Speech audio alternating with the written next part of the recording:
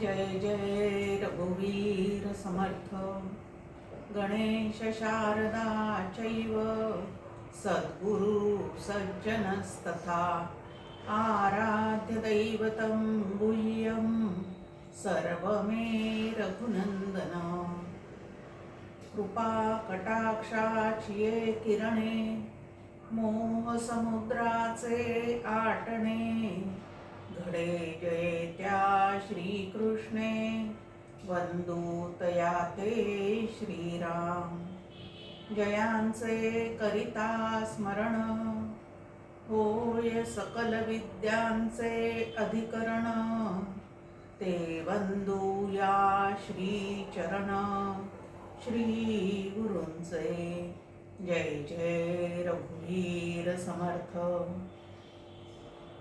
स्वतेजे प्रकाशी खऱ्या भक्तिपंथा भवतारकुदे जगानाम पंथा मराठीत वेदू धरी रूप गाथा तुकाराम चरणी सदा नम्र माथा कुंडलीक वरदा हरी विठ्ठल श्री ज्ञानदेव तुकाराम पंढरीनाथ महाराज की जय जय जय रघुवीर समर्थ।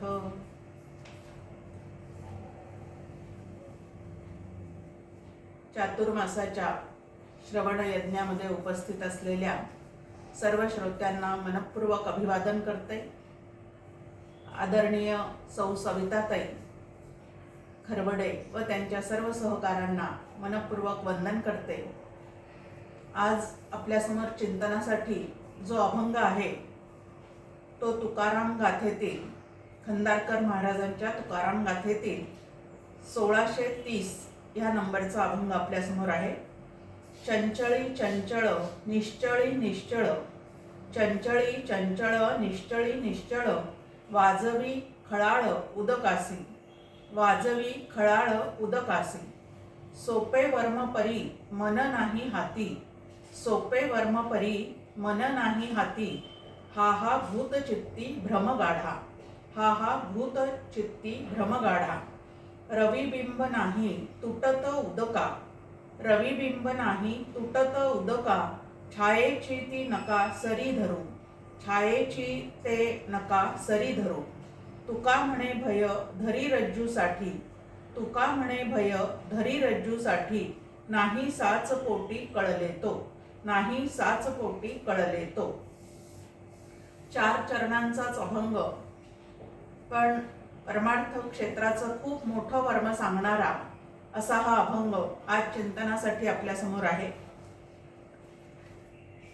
या ठिकाणी एक नदीचं उदाहरण तुकाराम महाराजांनी आपल्या समोर दिलेलं आहे की वास्तविक पाहता नदीचं पाणी किंवा तलावातलं पाणी हे अत्यंत संथपणाने त्या ठिकाणी वाहत असतं राहत असतं, पण ज्या वेळेला त्याच्यामध्ये वायूचा वाऱ्याचा प्रवेश होतो त्यावेळेला मात्र त्या ठिकाणी आवाज निर्माण होतो आणि ते जे संथ वाहणारं पाणी आहे त्याच्यामध्ये चंचलता निर्माण होते।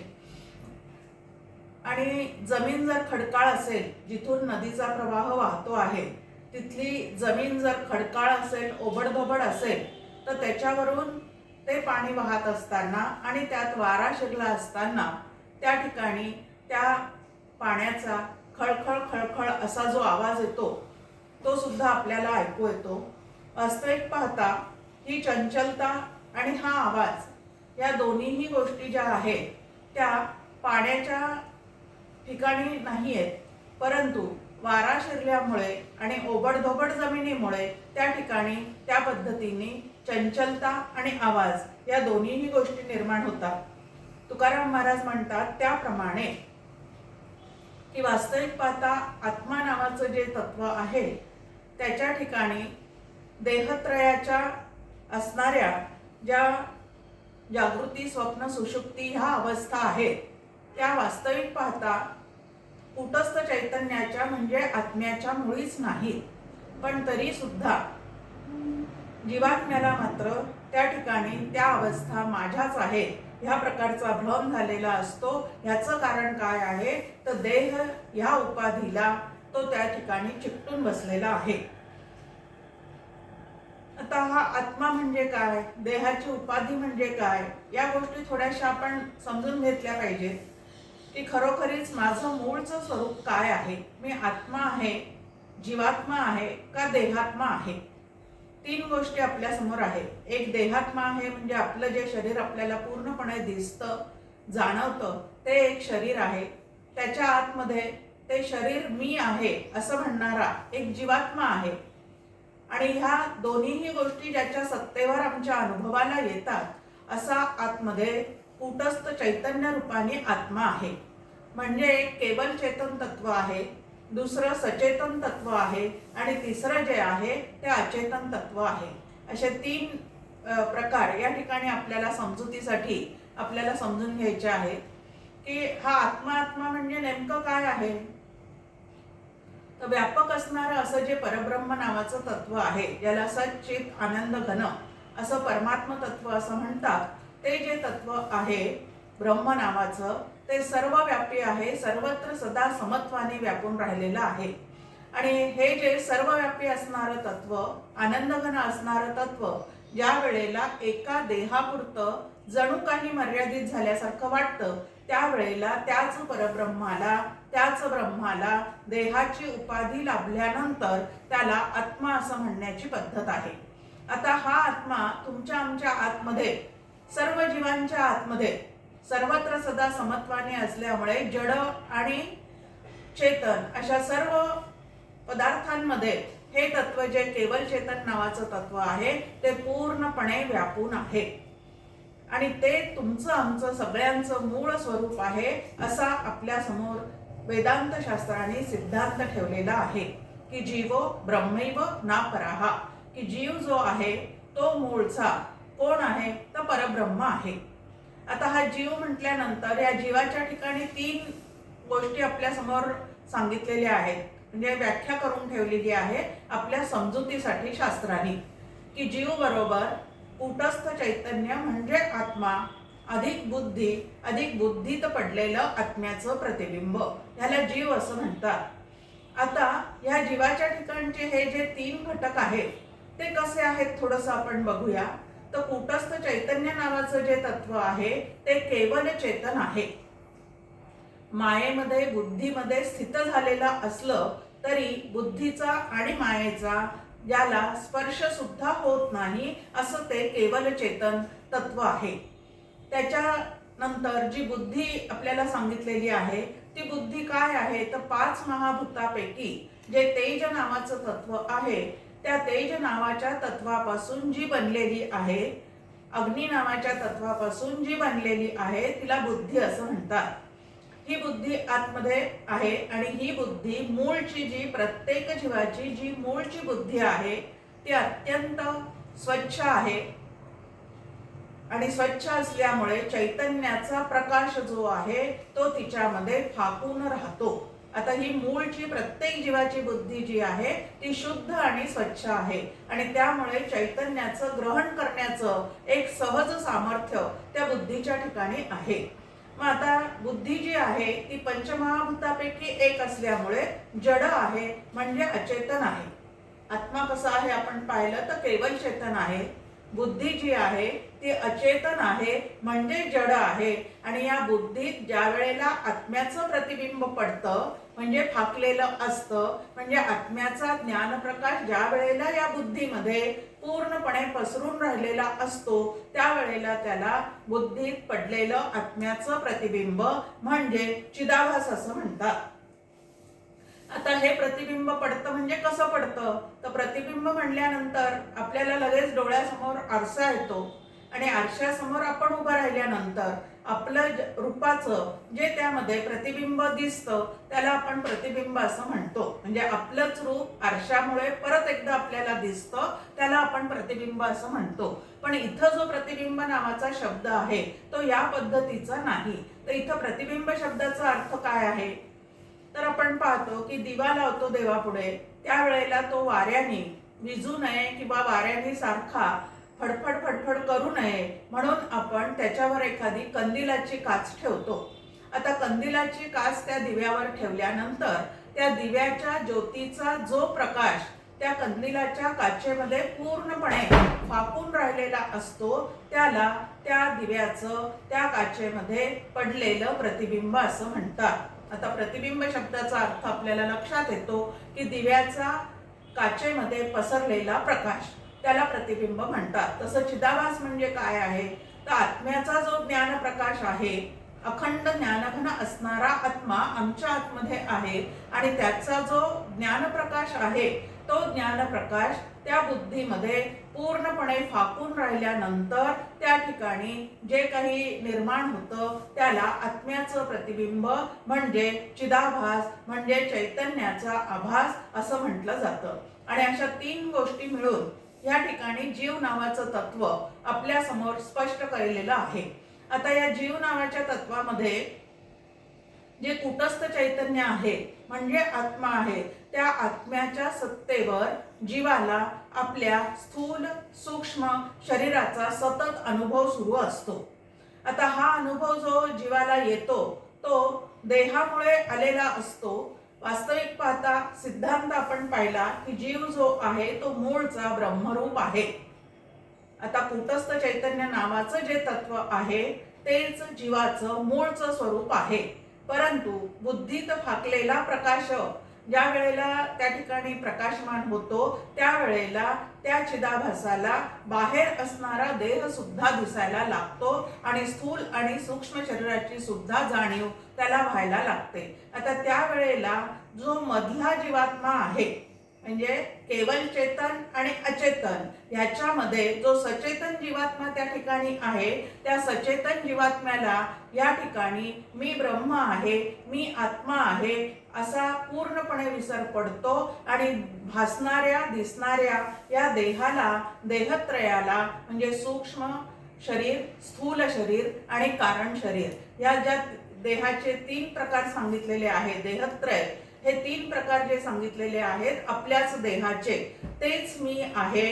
त्याला येणारे अनुभव, त्याला होणारे विकार जे काही आहेत तेच मी आहे असा त्या जीवाच्या ठिकाणी भ्रम निर्माण होतो. म्हणजे त्याच्या ठिकाणी देहबुद्धी निर्माण होते आणि देहबुद्धीचे नाना धोके असं समर्थांनी स्पष्ट सांगितलेलं आहे की देहबुद्धी तुमच्या आमच्या आतमध्ये जितकी प्रबळ आहे, देहाशी जितकं तादात्म्य तुमचं आमचं चिकटलेलं आहे, त्या देहाच्या ठिकाणी जेवढी आपली आसक्ती निर्माण झालेली आहे त्या आसक्तीमुळेच जीवात्मा सुख आणि दुःख या दोन्हीही गोष्टी भोगायला त्याच्या ठिकाणी सुरुवात होते. वास्तविक पाहता तो जर ब्रह्मरूप आहे आणि ब्रह्म जर आनंदरूप आहे तर जीवात्म्याला सतत आनंदाचाच अनुभव सुरू राहिला पाहिजे, कारण तो मूळचा आनंदघनच आहे.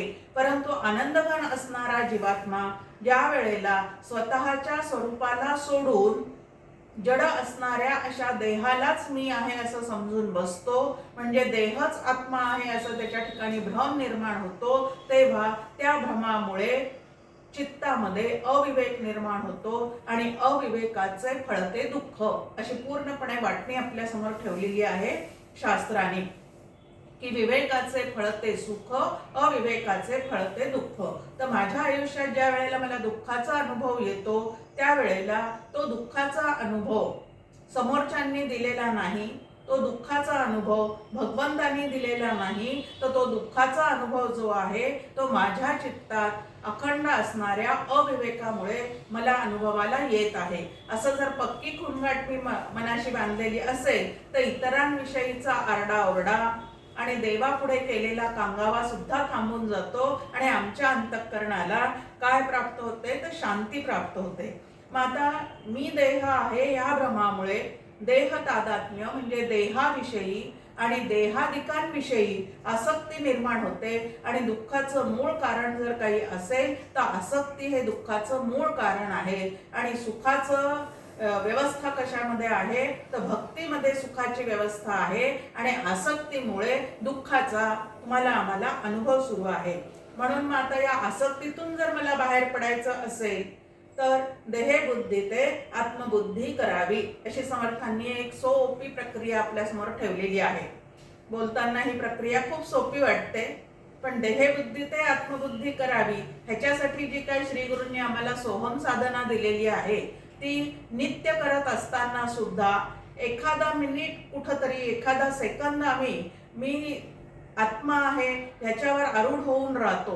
पण ज्या क्षणी तिथून उठतो, सोहम साधना करून उठतो, त्या क्षणी परत देहोहम, प्राणोहम, मनोहम इत्यादी तुमचं आमचं सगळं परत मागे लचांड लागलेलं असतं. आणि त्याच्यामुळे तुम्हाला आम्हाला दुःख सातत्याने काय होतं तर वाटायला येतं. जे मी नाही ते मी आहे असं जो म्हणतो त्याला भ्रमिष्ठ असं म्हणतात, असं व्यवहारामध्ये आपण पाहतो. मग पारमार्थिक दृष्ट्या जर विचार केला तर जे साधू संत ऋषी मुनी जीवनमुक्त आहेत ते फक्त या भ्रमातून पूर्णपणे सुटलेले आहेत, म्हणजे तेच फक्त शहाणे आहेत. आणि तुम्ही आम्ही जे सगळेजण आहोत ते कसं आहे तर भ्रमिष्ठ आहे. आता परमार्थाला जो लागतो त्याने अगदी सुरुवातीला काय करायचं आहे तर प्रामाणिकपणाने आपल्याला वेळ लागलेला आहे आणि ते वेळ घालवण्यासाठी आपण या क्षेत्रात आलेले आहोत हे पूर्णपणे नक्की स्वतःला समजवायचं आहे. की अनेक गैरसमज या भ्रमामुळे आपलेच आपल्याविषयी झालेले आहेत आणि तेवढे गैरसमज शास्त्राच्या अभ्यासाने आणि श्री गुरूंनी दिलेल्या साधनेनी सातत्याने घालवल्याशिवाय गुरु वाक्ये मन धुतले. आपल्या समोर ज्ञानेश्वर महाराज बोलतात की हे जे भ्रम झालेले आहे ते घालवण्याचा उपाय काय आहे तर गुरु वाक्ये मन धुतले. गुरुनी काय सांगितलेलं आहे, तू देह आहेस असं सांगितलेलं आहे का तू आत्मा आहे असं सांगितलेलं आहे. तर श्री गुरु शरण आलेल्या शिष्याला बाबा रे, आनंदघन असणारा जो आत्मा आहे ते तुझं मूळचं स्वरूप आहे असं समजावून सांगतात. आणि ते मी आहे असा निश्चय अंगी बांधल्याशिवाय भ्रमातून आपली कदापिही सुटका होत नाही. आणि म्हणून भ्रमातून सुटका करून घ्यायची असेल तर काय करावं लागतं तर गुरुवाक्ये मन धुतले हे लक्षात ठेवून सतत आत्मानुसंधान सांभाळण्याची जी जबाबदारी आहे ती साधकाला स्वतःच्या ठिकाणी स्वतः उचलण्याची काय निर्माण केली पाहिजे तर क्षमता जी आहे ती त्याने निर्माण केली पाहिजे. आता वास्तविक पाहता या देहामुळे देहाला किती विकार आहेत. विकार आपल्या समोर ठेवलेले आहेत की जो तुमचा आमचा देह आहे तो अस्ति, जायते, वर्धते, विपरिमनते, अपक्षीयते आणि म्रियते अशा 6 विकारांनी बांधला गेलेला आहे. म्हणजे हे 6 विकार जे आहेत ते प्रत्येकाच्या देहाला असतातच. मग राजा असू दे, रंक असू दे, श्रीमंत असू दे, गरीब असू दे, स्त्री असू दे, पुरुष असू दे, बाल असू दे, तरुण असू दे, या सगळ्यांना या विकारांनी काय केलेलं आहे तर बांधून टाकलेलं आहे. अस्ति, जायते, वर्धते, विपरिमनते, अपक्षीयते आणि म्रियते असे 6 विकार आहेत. आता हे 6 विकार म्हणजे काय, आता सविताताईंकडनं तुम्हाला समजून घ्यावं लागेल, कारण 1 तासाच्या मर्यादामध्ये एवढं तर आपण काही सांगू शकत नाही. पण अस्ति म्हणजे असणे, वासना रूपाने कुठंतरी तुम्ही आम्ही आधी अव्यक्त स्थितीमध्ये असतो, त्यानंतर त्या अव्यक्त स्थितीतून ज्या वेळेला आपण मातेच्या गर्भाशयात प्रवेश करतो त्यावेळेला तिथं हळूहळू व्यक्त व्हायला सुरुवात होते आणि मग आपला जन्म होतो. त्याला जायते असं म्हटलेलं आहे. म्हणजे आधी असणं, मग जन्माला येणं, जन्माला आल्यानंतर हळूहळू हळू त्या ठिकाणी वर्धते म्हणजे वाढत जाणं, मोठं होत जाणं, वाढत जाणं. त्यानंतर या वाढलेल्या वयामध्ये सुद्धा शरीरामध्ये सुद्धा हळूहळू प्रत्येक वाढदिवसानंतर आपण म्हणतो की आपलं आयुष्य वाढत चाललेलं आहे. पण विचार केला तर ते आपलं आयुष्य जे आहे ते कसं चाललेलं आहे तर वय वाढत चाललेलं आहे आणि आयुष्य घटत चाललेलं आहे. या पद्धतीने ती सगळी सरणी चाललेली असते. पण आपण मात्र भ्रमात असतो की मी आता इतका मोठा झालो, तितका मोठा झालो. उलट दर वर्षीच्या वाढदिवसाला आपण सावध व्हायला पाहिजे आणि मरणाचे स्मरण असावे, हरिभक्तीस सादर व्हावे. इतरांचे कॉंग्रॅच्युलेशन्स, अभिनंदन सगळं स्वीकारावं, पण स्वतःला सांगावं की आता कुठल्या प्रवासाकडे निघालेले आहोत आपण. तर 6वा विकार जो आहे म्रियते, तिकडं आपली वाटचाल चाललेली आहे आणि तो विकार येण्याच्या आत मला निर्विकार असणाऱ्या त्या आत्मस्वरूपाशी एकरूप होऊन राहायचं आहे. असं आपण आपल्या ठिकाणी काय करायचं आहे तर विवेक जागृत करून स्वतःला समजून सांगण्याचा प्रयत्न करायचा आहे. मुद्दा चाललेला आहे आपला की काही काळ आपलं शरीर वाढत असतं, त्याच्यानंतर आपल्या शरीरामध्ये बदल दिसायला लागतात. बाल्य अवस्था संपते, तारुण्य अवस्था येते, तारुण्य अवस्था जाते, प्रौढावस्था येते, प्रौढावस्था ही मागे पडते आणि मग वार्धक्याला सुरुवात होते. याला विपरिमनते असं म्हटलेलं आहे. आणि वार्धक्याला सुरुवात झाली की अपक्ष येते, म्हणजे एक एक गोष्टीची झीज व्हायला सुरुवात होते. 40 आली की चष्मा लागतो, म्हणजे दृष्टीची क्षमता काय झालेली आहे, कमी झालेली आहे. 60 आली की उठण्या बसण्याचे कार्यक्रम सुरू होतात, म्हणजे गुडघ्यांची पायाची क्षमता काय झालेली आहे तर कमी झालेली आहे. अजून एक 5-10 वर्ष गेले की ऐकण्याची क्षमता कमी होऊन जाते. ह्याप्रमाणे अपक्षीयते, आणि मग अपक्षीयतेला सुरुवात झाली की आता पुढचा विकार जो आहे तो म्रियते हा ठेवलेला आहे. आणि केव्हा कुठे कधी याची मला काहीच कल्पना नाही, पण येणार आहे नक्की. हे लक्षात ठेवून जर अखंड सावध राहून मी आत्मानुसंधान टिकवण्याचा प्रयत्न केला तर अंतिमतीचा गती ह्याप्रमाणे आत्मानुसंधान शेवटच्या क्षणी टिकेल आणि शेवटचा दिवस जो माझा आहे तो गोड होत जाईल.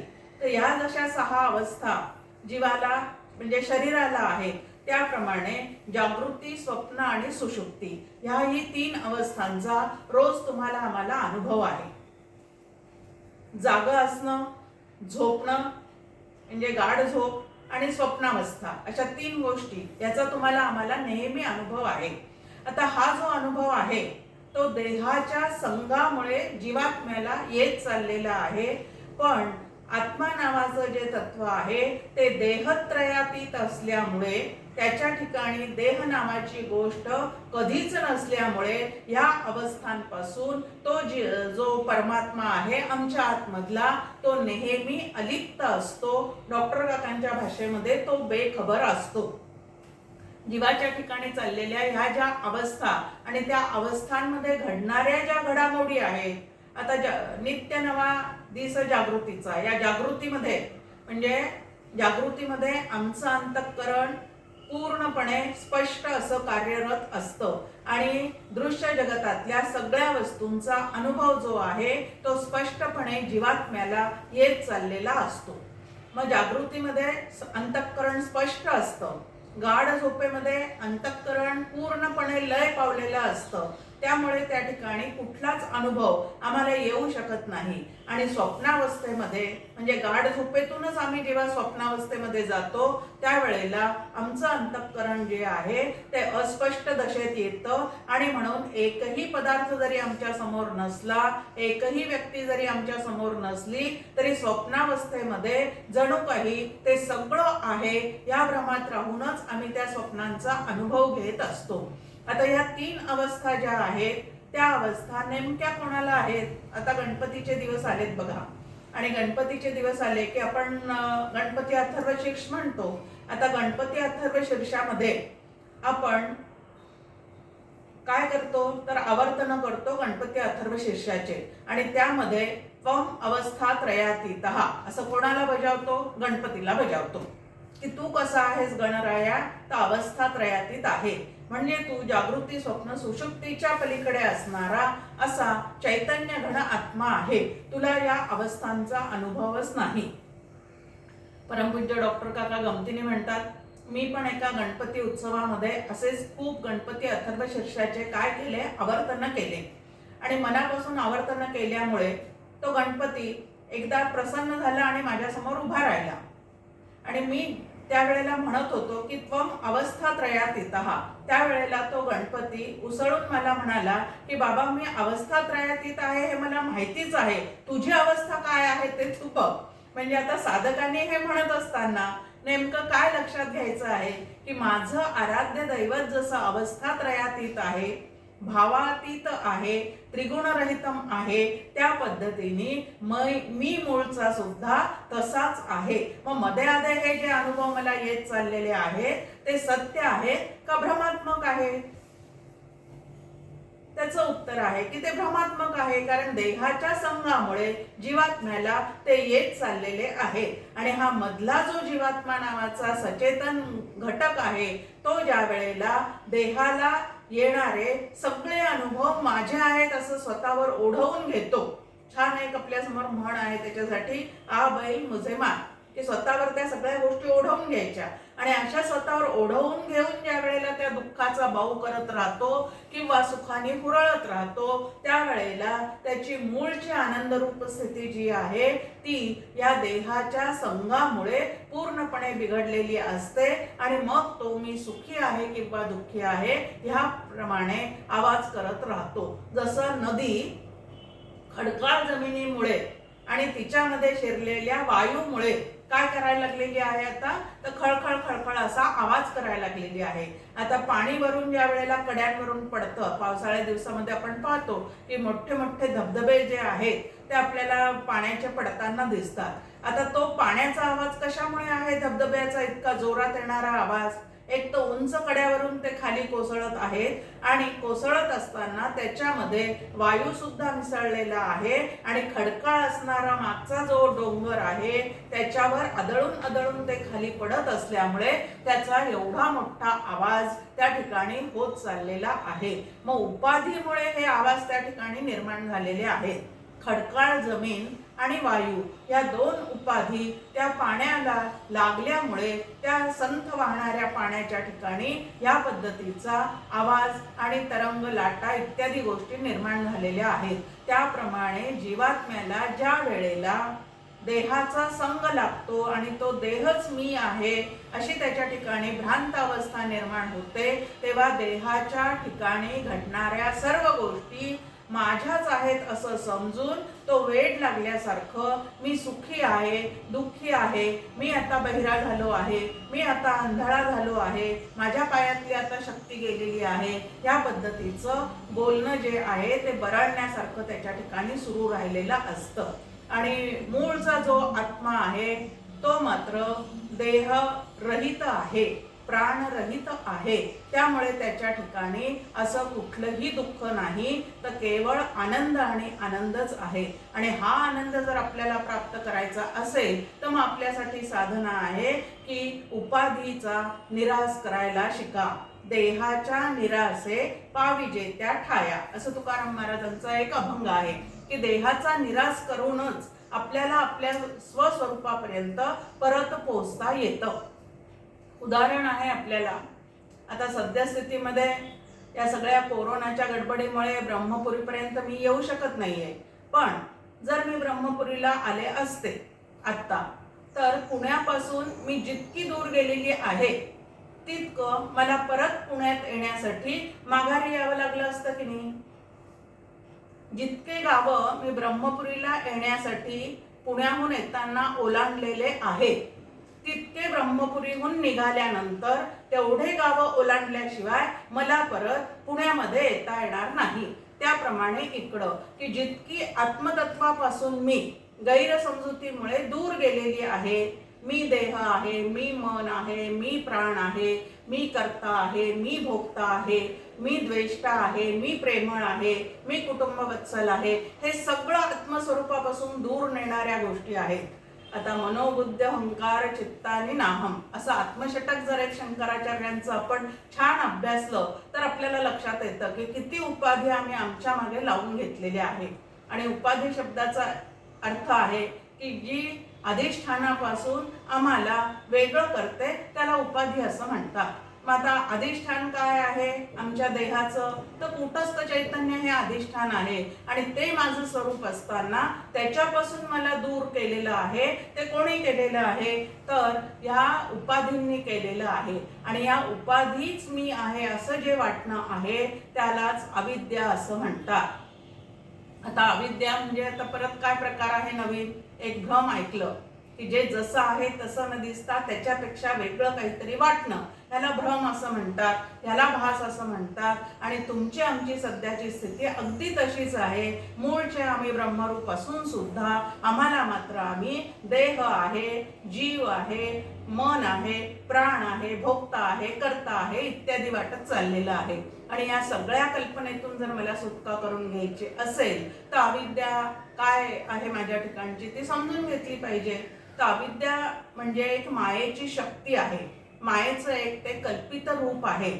आणि या अविद्येमुळे ते जीवात्म्याला स्वतःच्या स्वरूपाचं विस्मरण झालेलं आहे आणि जे आपण नाही ते आपण आहोत असं आमच्या ठिकाणी भ्रम निर्माण करून देण्याचं जे कार्य आहे ते हे अविद्या करते. आणि म्हणून ही अविद्या जर मला घालवायची असेल तर जी सद्विद्येने नाहीशी होते, जी ब्रह्मविद्येने नाहीशी होते तिला अविद्या असं म्हणतात. तिला घालवण्याचा उपाय एकच आहे आणि तो म्हणजे ब्रह्मविद्या. आता ही ब्रह्मविद्या कोणाच्या चरणाशी बसून शिकावी लागते तर श्री गुरूंच्या चरणी बसून शिकावी लागते. कारण श्री गुरुच तिचं काय करू शकतात तर आम्हाला दान करू शकतात. इतर नुसते ग्रंथ वाचून ती अविद्या घालवणं हे काही शक्य होत नाही. पण अनुभवाचे बोल ज्या वेळेला आमच्या अंतःकरणापर्यंत पोहोचतात त्यावेळेला मात्र श्री गुरूंपुढे या अविद्येचं काहीही चालत नाही. मग आता या अविद्येचे धर्म काय आहेत तर जे दुःखरूप आहे ते सुखरूप आहे असा आमच्या मनामध्ये भ्रम निर्माण करून देणं हे अविद्येचं कार्य आहे. जे मी नाही ते मी आहे असं सतत माझ्या ठिकाणी स्फुरण निर्माण करून देणं हे अविद्येचं कार्य आहे. खूप छान पद्धतीने समर्थांनी मनाच्या श्लोकामध्ये सांगितलेलं आहे, स्फुरे ब्रह्मरे ते जाण सुविद्या आणि स्फुरे कल्पना विषयी ते अविद्या. अविद्या विद्या म्हणजे काय तर देह मी आहे, सुखदुःख भोगणारा मी आहे, या पद्धतीने आमच्या चित्तामध्ये सतत गैरसमज निर्माण करून देण्याचं जे कार्य आहे ते कोण करतं तर ही अविद्या करते. आणि म्हणून जीवाला अविद्या विशिष्ट साभास चेतन असं म्हणतात. मग आता अविद्या विशिष्ट साभास चेतन म्हणजे जीव. मग आता जीवाला जर ब्रह्मरूप व्हायचं असेल तर त्यांनी काय करावं लागेल तर अविद्या घालवण्यासाठी ब्रह्मविद्या जी आहे ती श्री गुरुचरणी बसून काय करावी लागेल तर शिकून घ्यावी लागेल. या ठिकाणी आपल्या समोर तुकाराम महाराज सुद्धा म्हणतात की सोपे वर्म परी मन नाही हाती, हा हा भूत चित्ती भ्रम गाढा. की हा भ्रम वाढला कशामुळे, ही अविद्या इतकी आमच्यावर जबरदस्त पगडाकावर टाकून बसलेली आहे.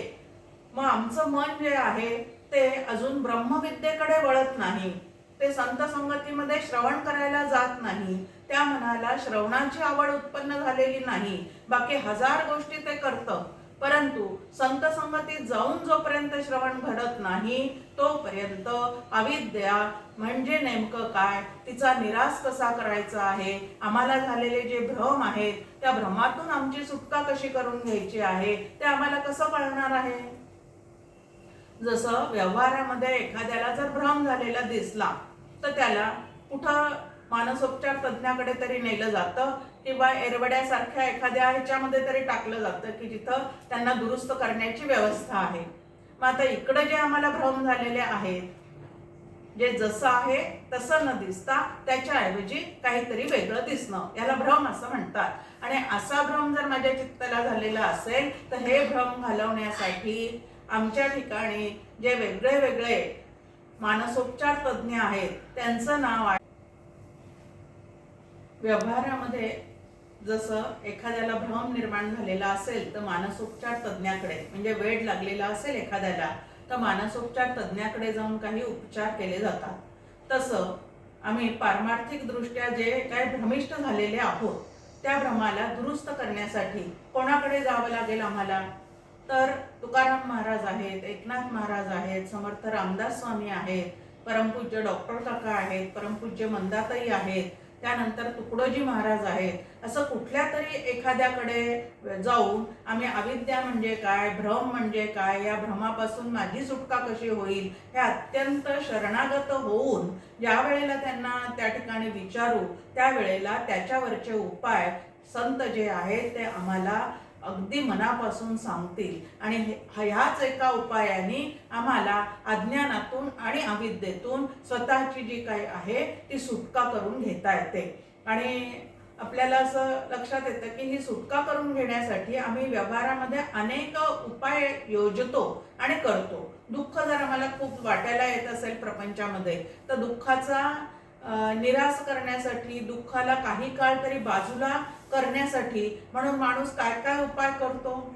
ज्योतिषशास्त्राकडे जातो, आपल्या पत्रिका दाखवतो, त्यांनी सांगितलं नाशिकला जाऊन अमकं करा तमकं करा की ते आम्ही करून घेतो, एवढा जप करा म्हटलं की ते आम्ही करून घेतो. त्यानंतर दुःख बाजूला सारण्यासाठी कोणी सिगारेट ओढतं, कोणी दारू पितं, तर कोणी पत्ते कुटत बसतं. ह्या पद्धतीचे अनेक उपाय आम्ही या दुःखातून सुटका करून घेण्यासाठी करतो, पण दुःखाचं मूळ कारण भ्रम आहे हे मात्र आमच्या लक्षात येत नाही.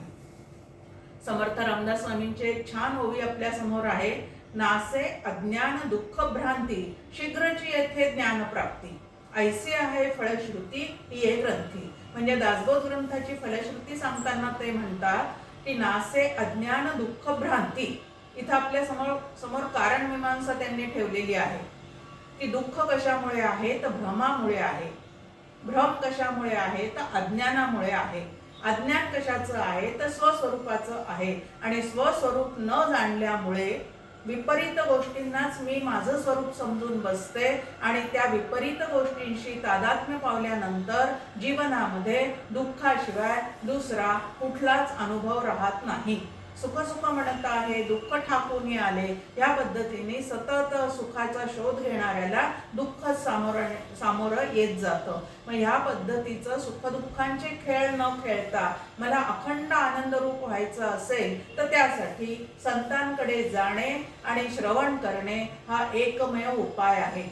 जेथे नाही श्रवण स्वार्थ तेथे कैचा हो परमार्थ, असं संत आपल्याला विचारतात की तुम्ही श्रवणाचा स्वार्थ साधल्याशिवाय तुमचा परमार्थ म्हणजे तुमची सुखरूपता तुम्हाला परत योग्य तऱ्हेने प्राप्त होऊ शकत नाही. आणि म्हणून संत संगतीत श्रवण हे एक खूप उत्कृष्ट असं साधन आहे, आणि ते साधन केल्याशिवाय अविद्या, अज्ञान, भ्रम इत्यादी गोष्टी ज्या आहेत त्या गोष्टी मला माझ्या चित्तातून काढता येणार नाहीत. आणि म्हणून संत संगतीमध्ये जाऊन काय करायला पाहिजे तर श्रवण करायला पाहिजे. आणि संत संगतीत गेल्यानंतर ते आम्हाला समजून सांगतात की 3 प्रकारचे भ्रम तुमच्या चित्ताला झालेले आहेत.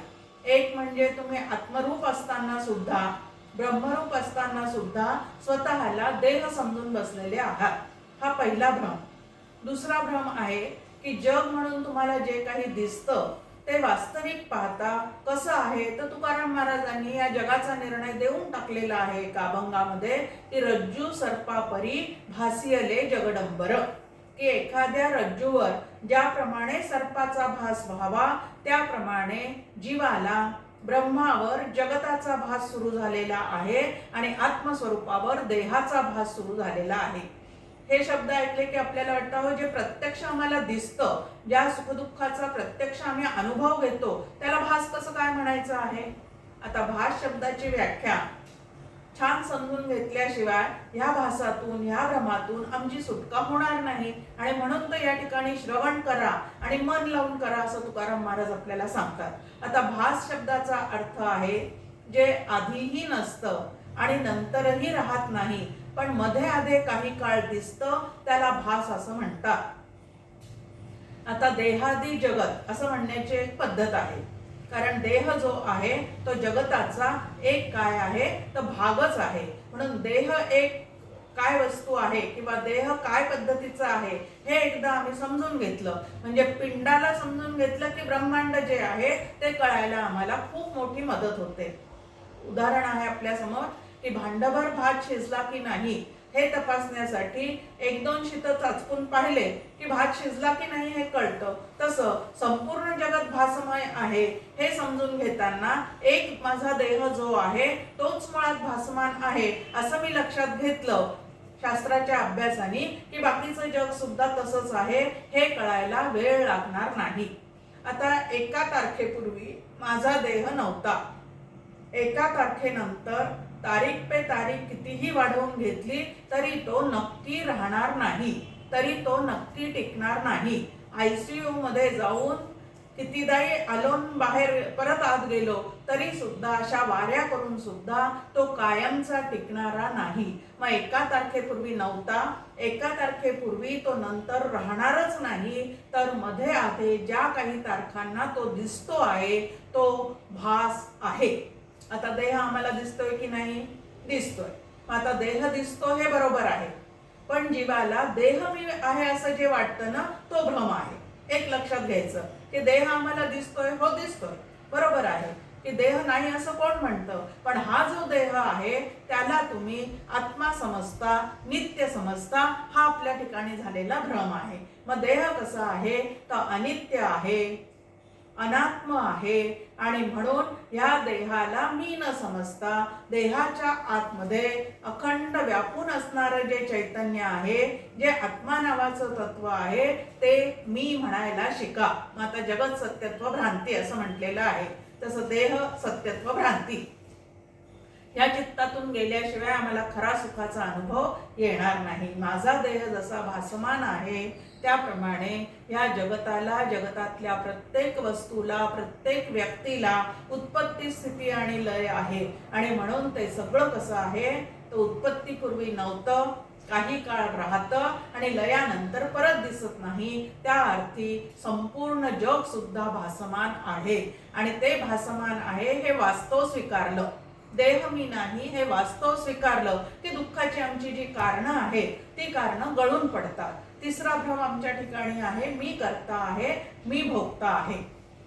आता खरा करता आणि खरा भोगता कोण आहे?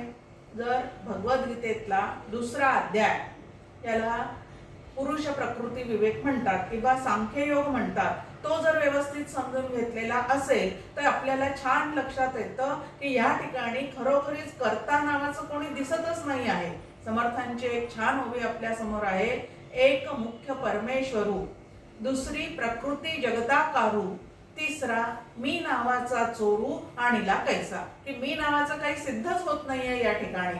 एक आहे ते चैतन्य रूप पुरुष आहे, दुसरं आहे ते अष्टधा रूप प्रकृती आहे, आणि या दोघांचा सगळा खेळ या जगतामध्ये चाललेला आहे. मग या ठिकाणी मी मी मी काय चाललेलं आहे?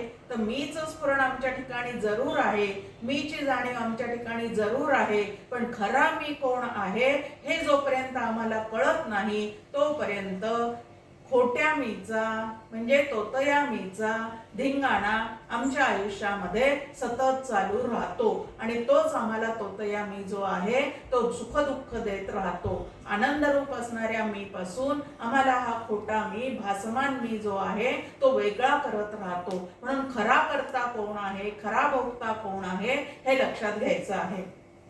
भगवद्गीतेच्या 8व्या अध्यायामध्ये आपल्या समोर कितीतरी प्रश्न आणि त्याचे उत्तर दिलेले आहेत की अध्यात्म म्हणजे काय, अधिभूत म्हणजे काय, अधिदैव म्हणजे काय, आणि अधियज्ञ म्हणजे काय. आणि त्या ठिकाणी श्रीकृष्ण म्हणतो की खरा जो भोक्ता आहे या शरीरातला तो मी आहे. आता म्हणजे काय आहे? श्रीकृष्ण जो आहे तो वाच्यार्थाने श्रीकृष्ण आणि लक्ष्यार्थाने ब्रह्म आहे. जीव सगळे भोग ज्याच्या सत्तेवर घेतो ते जे चैतन्य आहे त्याला खरा भोक्ता असं म्हणतात. मग आता आम्ही काय म्हणतो?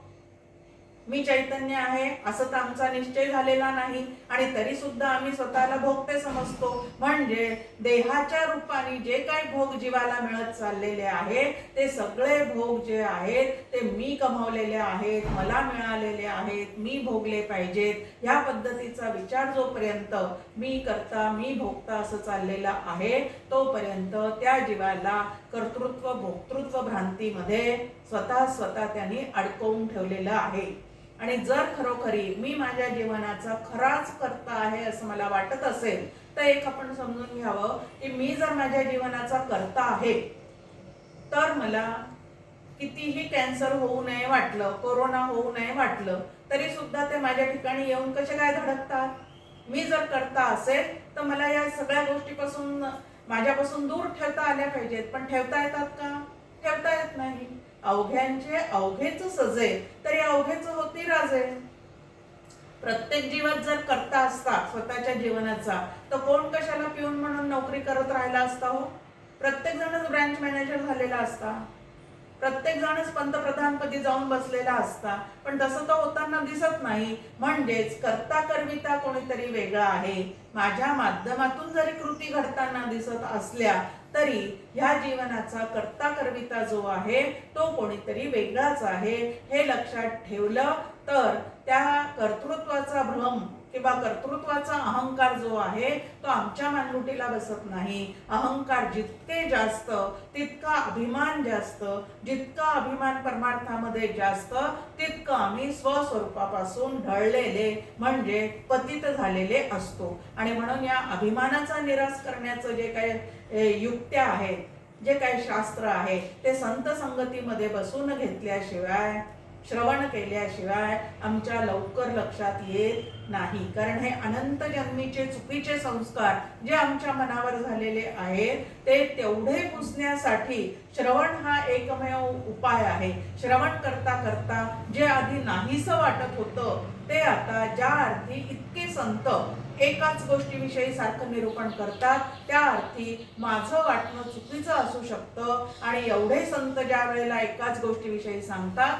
तेव्हा त्यांचं म्हणणं खरं असलं पाहिजे असं आतमध्ये कुठंतरी वाटायला सुरुवात होते. नंतर आपलं वाटणं बाजूला जातं आणि त्यांनी जे सांगितलेलं आहे त्याचे ठसे अंतःकरणावर आपल्या ज्या वेळेला दृढ असे उमटत जातात त्यावेळेला आपल्या परमार्थाला खरी अशी सुरुवात झालेली असते. जीव मूळचा ब्रह्मरूपच आहे, पण या तीन भ्रांतीमुळे तो स्वतः काय झालेला आहे तर त्या स्वरूपापासून भिन्न आहे असं वाटायला लागलेलं आहे. अजून एक दृष्टांत या ठिकाणी दिलेला आहे की रविबिंब नाही तुटत उदका, छायेचे ते नका सरी धरू. ही अविद्या आणि ही माया हे जरी तुम्हाला आम्हाला ग्रासताना दिसत असले तरी मुळातच ते कसे आहेत तर माया शब्दाचा अर्थ जी मुळात नाही ती, आणि त्या मायेचं एक स्वरूप अविद्या आहे. मग आता जी मुळात नाही ती माया आम्हाला अडकवून कशी काय ठेवू शकते? पण भ्रम तर आम्हाला झालेला आहे. मग आता इथं की रविबिंब नाही तुटत उदका, की आता एखादं छान सरोवर आहे, त्या सरोवरामध्ये अजिबात हालचाल नाही आणि वर जो सूर्य त्या ठिकाणी प्रकाशत आहे त्या सूर्याचं प्रतिबिंब पूर्णपणे त्या तळ्यामध्ये पडलेलं आपल्याला दिसतं. आता प्रतिबिंब पडलेलं आपल्याला जरी दिसत असलं ते कशामुळे पडलेलं दिसतंय तर तळ्यामुळे पडलेलं दिसतंय. पण प्रतिबिंबामुळे आपल्याला आता दोन सूर्य दिसतात, एक वर असणारा बिंबरूप सूर्य आणि एक प्रतिबिंबित झालेला म्हणजे पाण्यात प्रतिबिंबित झालेला दुसरा सूर्य. तरी सुद्धा सूर्य मुळात दोन पद्धतीने झालेला आहे का? उत्तर आपणच शोधून काढायचं आता की सूर्य मुळात दोन पद्धतीने झालेलाच नाही, पण पाणी या उपाधीमुळे तो एकच असणारा सूर्य आता दोन ठिकाणी आपल्याला असल्यासारखा दिसतो आहे. एक पाण्यातला आहे आणि एक वरचा पूर्णपणे आकाशात दिसणारा आहे.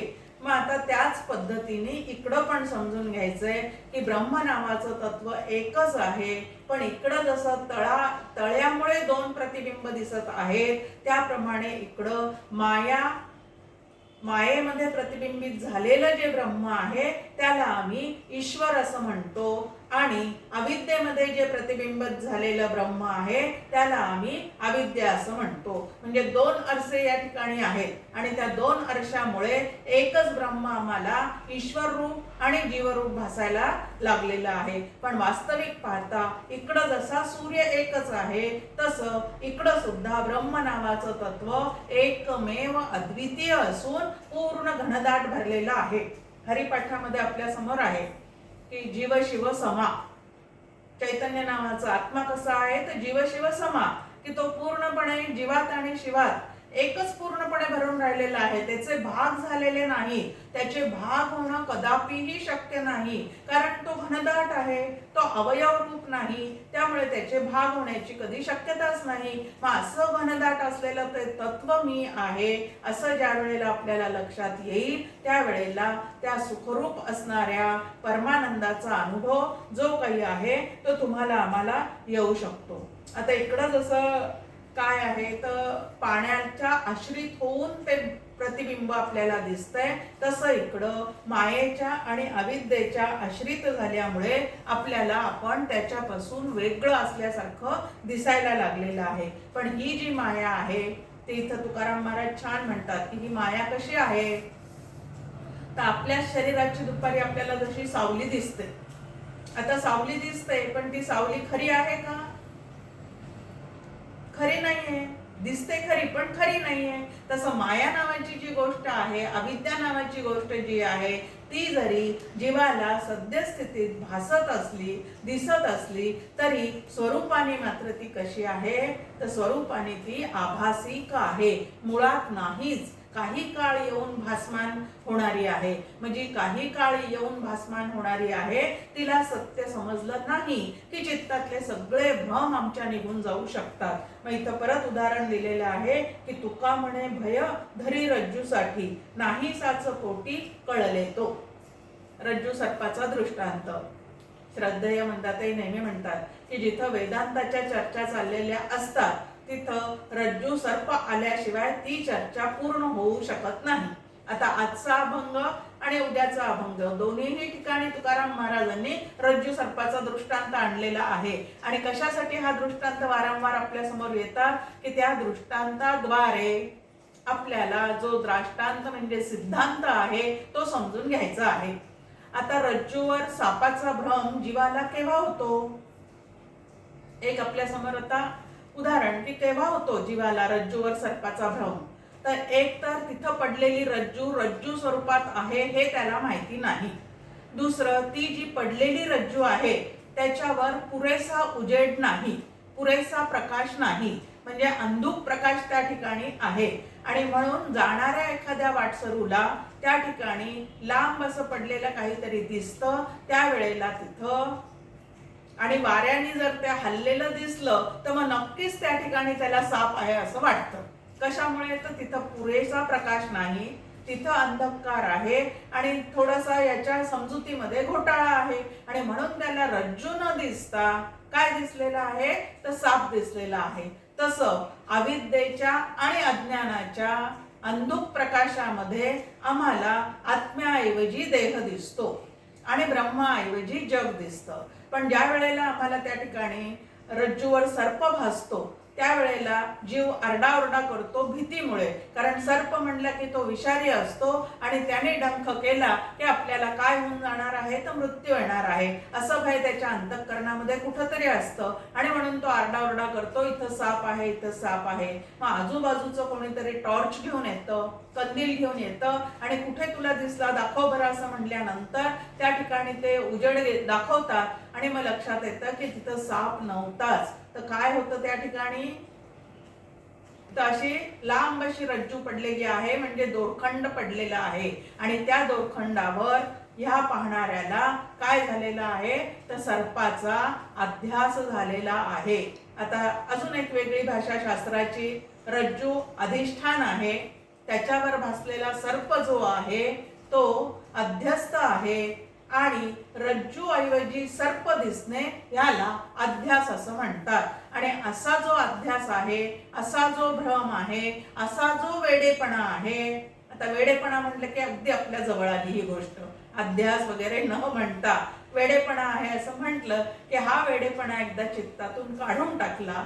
मग श्री गुरूंनी दिलेल्या विचारांच्या ज्ञान प्रकाशामध्ये ज्या वेळेला आपल्याला देहाऐवजी आत्मा दिसतो आणि जगाऐवजी ब्रह्म दिसतं, त्यावेळेला त्या श्री गुरूंनी दिलेल्या उजेडातच आपण सत्य काय आहे ते समजू शकतो. आणि म्हणून आपल्या ठिकाणी आहे की श्रवणाला अत्यंत मोलाचं असं स्थान आहे. पहिली साधना, पहिली जी भक्ती आहे त्याला श्रवण भक्ती असं म्हणतात. आणि ती श्रवण भक्ती जर यथार्थ झाली तर ह्या तऱ्हेचे सगळे भ्रम जे आमच्या चित्तातले आहेत ते चित्तातले भ्रम निघून जातात. आता रज्जू सर्पाप्रमाणे समर्थ रामदास स्वामी पण त्या एक उदाहरण देतात की काटकीवरी सर्प भासला, एके ओळखिला एके भ्याला. खूप छान पद्धतीने की ज्याला माहिती आहे किंवा ज्याने ओळखलेलं आहे की हा भ्रम झालेला आहे, तिथं सर्प मुळातच नाहीये, तर तिथं काय आहे, एक वाळलेली काडी पडलेली आहे आणि वाऱ्यामुळे ती थोडीशी हल्ल्यामुळे अंधुक प्रकाशात आपल्याला काडीऐवजी त्या ठिकाणी सर्प भासलेला आहे. ज्याने ओळखलं त्याला त्या ठिकाणी भयाची बाधा होत नाही. आणि जो त्याला काटकी न समजता सर्प समजतो तो मात्र त्या काडीची ओळख पटेपर्यंत भयाने काय झालेला असतो, तर ग्रस्त झालेला असतो. त्या भयामुळे त्याच्या अंतःकरणाला दुःखाचा अनुभव येतो. मग आता सुख दुःखाचे अनुभव आम्हाला का बरं येतात, भ्रमामुळे येतात. मग आता हा भ्रम घालवण्याचा उपाय काय आहे? तर भ्रम घालवण्याचा उपाय, अविद्या घालवण्याचा उपाय ब्रह्मविद्या आहे. ही ब्रह्मविद्या आम्हाला कुठे मिळू शकते? तर संत संगतीमध्येच तिचे जे काय आहेत ते सगळे वर्म आम्हाला जाणता येतात. आणि मग चार देह म्हणजे मी नाही असा अभ्यास करता करता देहाच्या निरासे पावी जेते ठाया, ह्या पद्धतीने आम्हाला साधना आमच्याशी लावून घेऊन जुळवून घेता येते. आणि अशी साधना केल्यानंतर देहाचा निरास पूर्ण झाल्यानंतर जे काही असतं त्याला स्वतःचं स्वरूप असं म्हणतात. ते स्वरूप जे आहे ते अत्यंत आनंदघन आहे.